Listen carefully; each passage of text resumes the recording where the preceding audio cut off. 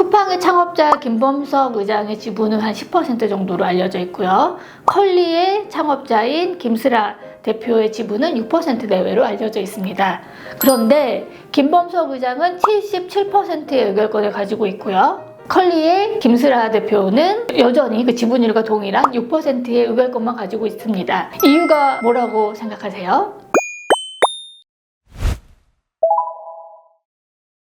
오늘 알아볼 내용은 복수 의결권에 관련된 것입니다. 질문에 답을 바로 말씀드리자면 쿠팡은 미국 기업이고요. 컬리는 우리나라 기업입니다. 그럼 복수 의결권이란 무엇일까요? 복수 의결권은 1주당 1의결권의 원칙의 예외로서 1주당 다수, 복수의 의결권을 인정하는 것을 말합니다. 쿠팡의 김범석 의장이 보유한 주식은 한 주당 무려 29개의 의결권을 가진 주식이었다고 합니다. 그게 당시 미국이었기 때문에 이렇게 발행할 수 있었던 거죠.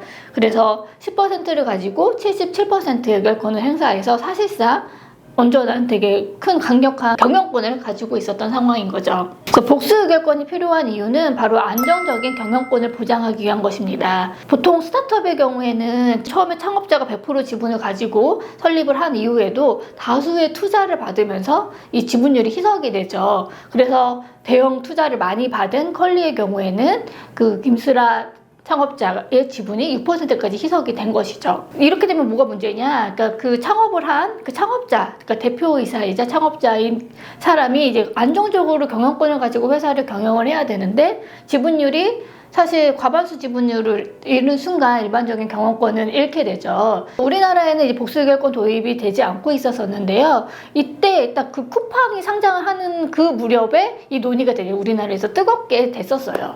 왜냐면 뭐 그 이유 때문만은 아니겠지만 쿠팡이랑 컬리 둘 다 이제 미국의 상장을 준비하고 있었고 그때 결정적인 이유 중에 하나가 복수 의결권을 미국에 도입하고 있었던 거, 우리나라에서는 도입하고 있지 않았던 점도 하나의 요인으로 작용했거든요.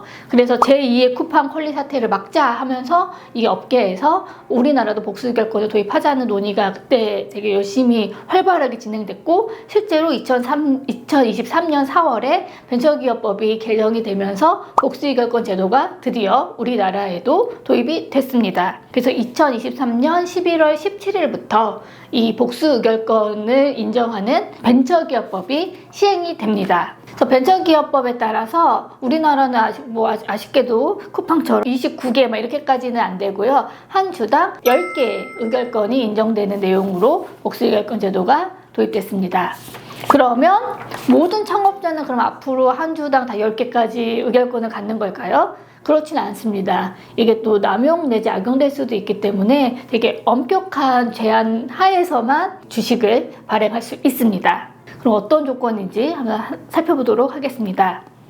첫 번째는 비상장 벤처 기업에게만 이 주식을 발행하는 게 허용됩니다. 그리고 창업주에게만 발행할 수 있습니다. 설립 당시부터 발기인이어야 되며 현재 회사를 경영하는 자이어야 합니다. 법인 설립 시부터 계속해서 30% 이상으로서 가장 많은 주식을 보유한 최대 주주여야 되고요. 만약에 공동 창업자인 경우에는 이제 지분율이 낮을 거잖아요. 그런 경우에는 공동 창업으로 50% 이상으로서 가장 많은 주식을 보유하고 있으면 둘 다 복수 의결권을 이제 부여받을 수 있는 창업주로 인정이 됩니다. 또 100억 이상 투자를 받은 스타트업만 발행할 수 있습니다. 창업 이후부터 총 누적해서 100억 이상 투자를 받아야 되고 최종 투자가 50억 원 이상이어야 됩니다. 그 투자 유치로 인해서 그 아까 말한 그 창업주의 지분이 30% 이하로 떨어지거나 최대 주주의 지위를 잃게 되는 경우에 한해서만 발행할 수 있습니다.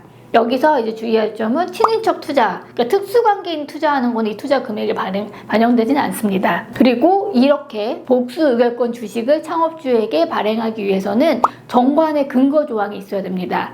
아마 지금 모든 스타트업의 경우에는 이 정관의 근거 조항이 없을 거예요. 여기서 또 중요한 거는 정관 개정을 일반적으로 주주총회 특별결의 요건으로 개정을 하는데 이 벤처기업법상 그 요건을 더 강화시켰습니다. 그래서 발행 주식 총수의 4분의 3 이상이 찬성을 해야 정관을 변경할 수 있습니다.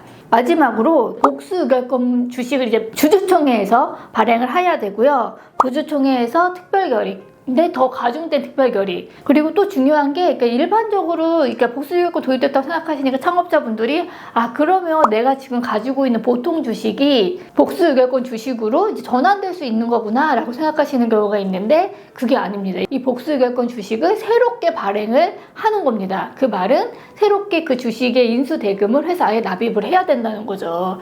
마지막으로 복수결권을 발행을 하고 나서 또 주의하실 사항이 있습니다. 이 복수결권 발행을 하고 나서 회사는 그 사실을 주주에게 알려야 되고요. 발행 사항을 1개월 이내에 중소벤처기업부에도 보고를 해야 됩니다. 만약 이를 보고하지 않거나 보고 내용을 허위로 작성할 때에는 500만 원 이하의 과태료가 부과되며 허위 또는 부정한 방법으로 복수결권 발행을 하면 징역 또는 5천만 원 이하의 벌금이 부과되는 형사처벌 대상인 점에서도 주의하실 필요가 있습니다. 그래서 엄격하게 법에서 정해진 절차와 요건을 갖춰서 복수결권 주식을 발행하시기 바라고요. 그리고 복수결권 주식 발행을 하기 전에 앞에서도 말씀드린 것처럼 정관 변경 등 법적 요건을 구비해야 되기 때문에 법무법인에 또 자문이 필요할 것 같습니다. 그래서 복수결권 발행하기 전에 반드시 전문 변호사의 자문을 받으시기 바라고요. 저희 법무법인 별에서는 복수결권 관련된 자문도 수행하니 저희에게 문의 주시면 감사하겠습니다.